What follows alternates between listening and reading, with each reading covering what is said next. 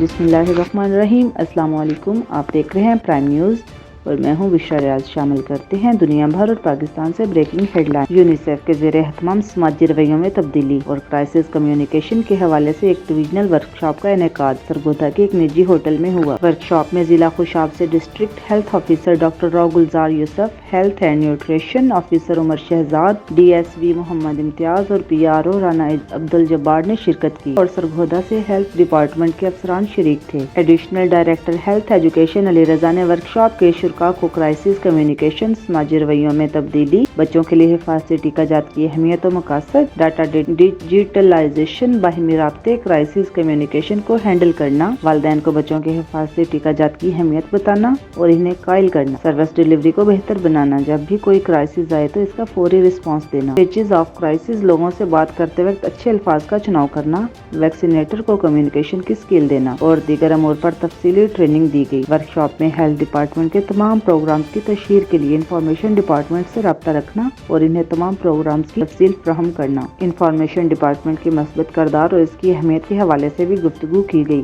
Workshop میں خوشاب کی نمائندگی کرتے ہوئے doctor Rao Gulzar Yusuf, health and nutrition officer نے سماجی رویوں کی تبدیلی اور کرائسس کمیونیکیشن کے موضوع پر گفتگو کی، جبکہ P R O Rana Abdul Jabbar نے ہیلتھ ڈپارٹمنٹ کی مثبت سرگرمیوں کی پریس کوریج اور میڈیا کے مثبت کردار پر روشنی ڈالی۔